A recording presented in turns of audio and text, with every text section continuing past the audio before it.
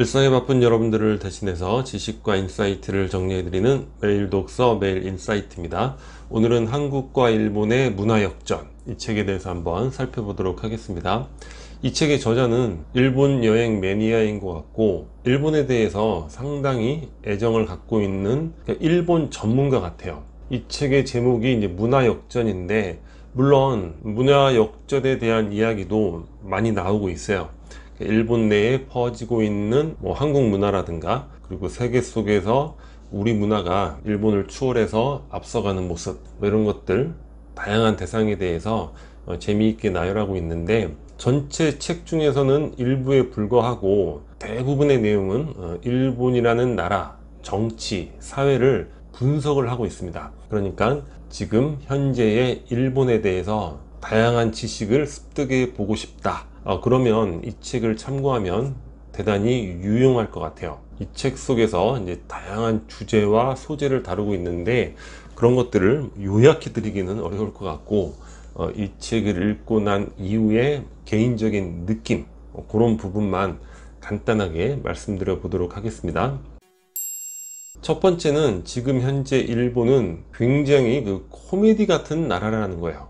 상식적으로 이해하기가 어려운 그런 상황이 펼쳐지고 있는 나라다, 이렇게 보시면 될 것 같아요. 일본이 경제라든가 여러 부분에 있어서 상당히 오래전부터 힘들어 왔죠.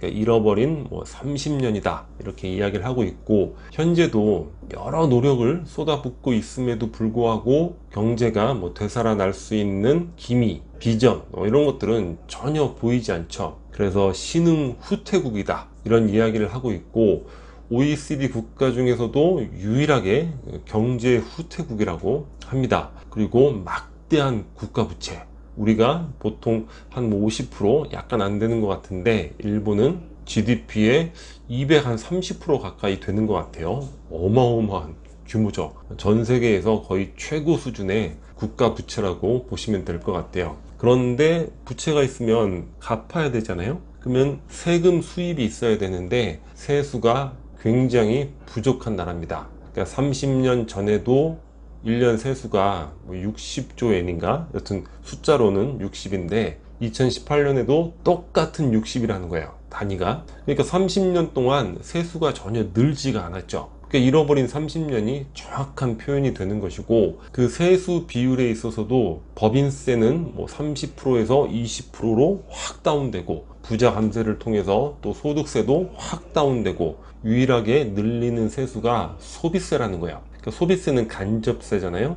그러니까 서민의 주머니를 어떻게 보면은 터는 그런 세금이라고 할 수 있죠. 그런데 최근 몇 년 사이에 소비세를 꾸준히 올리고 있습니다. 이런 것들이 이제 불편한 진실이 되는 거예요. 그리고 최근 엔화 가치가 엄청나게 폭락을 했죠. 부자가 망해도 3대는 간다. 그런데 그 3대의 끝, 그 시점에 도달한 게 지금 일본의 현실이다. 여튼 이런 불편한 진실을 마주하고 그거를 해결해야죠. 그게 정치가 해야 될 역할인데, 그런 모습이 전혀 보이지가 않는다는 거예요. 그런 노력이 전혀 없고 오로지 화려했던 과거, 거기에만 젖어 있는 거예요. 옛날에 우리가 이렇게 잘 나갔는데, 그리고 국민들의 관심을 호도하는데 어떤 방향으로 호도하냐면 옆나라 한국, 그러니까 우리나라를 때리는 것으로 호도를 하는 거예요. 그 때리는 게 견제하는 수준이 아니라 거의 혐오하는 수준까지 나가게 되는 거죠. 그게 되게 웃긴 것 같아요. 그러니까 한 나라가 정치를 하고 일반적인 관심을 공유를 하는데, 그거를 옆나라, 그 나라를 기준으로 저 나라를 때려야지, 저 나라를 혐오해야지, 그걸로 어떤 국가 전체적인 관심사를 이끌어 간다는 거 굉장히 웃기죠. 저 같으면 그렇게 한 대상에 대해서 관심을 갖는 거 그 자체가 창피해서라도 그렇게 하지 않을 것 같은데, 여튼 그 정도로 이제 코미디 같은 현실을 보이고 있습니다. 그러니까 정치인들의 모습도 노답이 되는 거죠. 그러니까 이 책에서는 스가, 아소, 고노를 환장의 3인방이라고 표현을 하고 있어요. 거의 그 수준이 환장할 수준이 되는 거예요. 그런 사람들이 정치를 하고 있고, 새로운 세대로 등장하는 과거 고이즈미 수상의 아들, 더 환장할 수준입니다.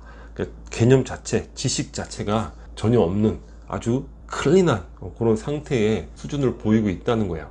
여튼 어려운 현실들, 불편한 진실들을 요만큼이라도 마주하려 하지 않고 오로지 화려했던 과거에 빠져서, 그리고 그들 입장에서 보기에는 최근에 빠르게 부상하고 있는 것 같이 느껴지는 한국, 우리나라를 어떻게 때리고 혐오하고 망가지게 할 것인가, 오로지 그런 걸로 정치를 이끌어가고 있는, 어느 정도는 느끼고 있었던 부분이지만 이 책을 읽으면서 더욱더 명확하게 느껴지는 것 같습니다. 그리고 우리가 반드시 알아야 될 한 가지는, 이 부분은 과거에도 몇 번 말씀을 드렸는데, 자, 일본의 지금 정치를 주름잡고 있는 세력이 일본 우익이잖아요. 일본 우익의 꿈이 무엇인가? 자, 지금 이러한 일본의 어려운 현실, 이런 것들을 타개할 타개책은 무엇인가? 오로지 이제 한국 전쟁이 되는 거예요. 우리가 6.25 전쟁에 동란에 빠져 있을 때 일본은 2차 세계대전 패망을 딛고 재도약을 이뤘죠. 그러니까 한국에서 어떤 사건이 났을 때 그 계기를 통해서 성장한 경험이 있는 거예요. 그래서 지금 이 어려운 현실들을 또 한 번 한국에서 전쟁이 발생하게 함으로써 타개할 수 있다. 이거는 공공연하게 이야기하고 있는 부분이죠. 우리가 반드시 경계해야 될 부분이에요. 일본이 그렇게 코미디 같은 나라가 되어 있는데, 한 1, 2년 전까지만 해도 개인적으로 우리는 다르다, 우리는 일본과 다르다, 이렇게 생각을 갖고 있었어요. 근데 지금의 현실을 보면 우리도 일본을 그대로 쫓아가고 있구나. 우리가 과거에 모든 부분에서 일본을 쫓아갔잖아요. 일본을 모방하면서 극복해 나가고 그러했는데, 이제는 그렇지 않을 것이다, 이렇게 생각을 했는데, 지금 현실을 보면 아주 똑같습니다. 일본의 모습을 그대로 쫓아가고 있는 코미디 같은 한국이 되어가고 있는 거죠. 이거는 정치적으로 진영, 보수, 진보 이런 거 전혀 그런 차원의 문제가 아니라, 그러니까 정상적이냐 비정상적이냐, 그리고 상식적이냐 상식적이지 않냐, 그런 차원이죠. 지금 정상적이지 않고 상식적이지 않은 그런 차원에서 아주 코미디 같은 촌극이 펼쳐지고 있는 것 같아요. 일본이 과거의 향수에만 젖고 한국 때리기에 몰두하고 있다면, 우리는 과거 권위주의 정치에 대한 추억이라든가, 또는 북한 때리기 이런 것에 몰두하면서 코미디를 연출하고 있는 것이 아닌가. 일본의 스가, 아소, 고노 환장의 3인방이 있다면, 우리도 정치에서 정말 환장하게 만드는, 몇 인방인지는 모르겠지만 그런 사람들이 있죠. 결국 우리의 미래도 일본처럼 어둡지 않을까.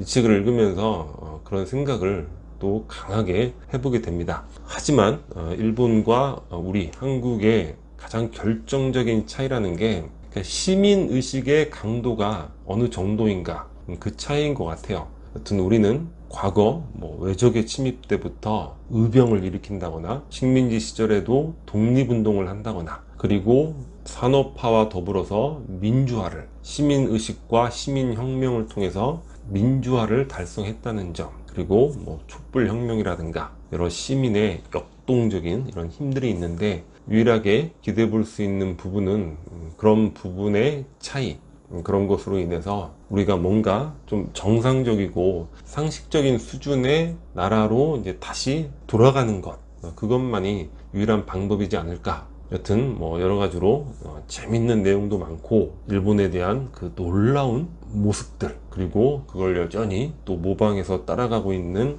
우리의 현실, 여러 가지 감정이 복합적으로 들게 된 그런 책이었던 것 같습니다.